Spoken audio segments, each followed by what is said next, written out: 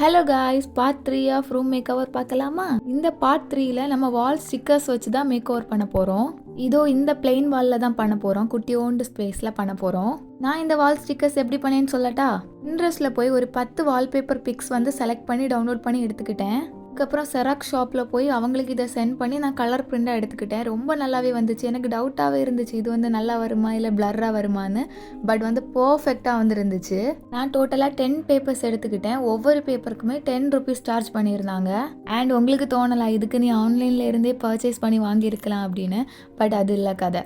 Like ஆன்லைனில் இருந்து purchase பண்ணால் எனக்கு ரொம்ப டிலேயாக வரது மாதிரி இருந்துச்சு.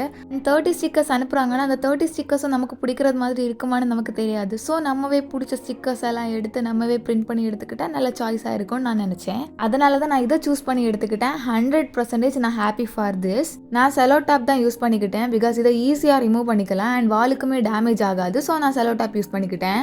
ஸ்டார்ட் பண்ணும்போது ஒரு சாட்டிஸ்ஃபை இருக்காது. But see the result. It worth it bro. Start பண்ணும்போது ஒரு பர்ஃபெக்ஷன்ஸ் இல்லாத மாதிரி இருந்துச்சு. பட் எண்ட் பண்ணும்போது எனக்கு ரொம்பவே பிடிச்சிருந்துச்சு. அண்ட் அந்த வால் பார்க்குறதுக்கே ரொம்ப பர்ஃபெக்டாக ரொம்ப நல்லா இருந்து. ஸோ எனக்கு ரொம்பவே பிடிச்சிருந்துச்சு. உங்களுக்கு பிடிச்சிருந்துச்சுன்னா லைக் பண்ணுங்கள், ஷேர் பண்ணுங்கள். மறக்காமல் என் சேனலை சப்ஸ்கிரைப் பண்ணி வச்சுக்கோங்க. அடுத்த மேக் ஓவரில் சந்திக்கலாம். பாய்.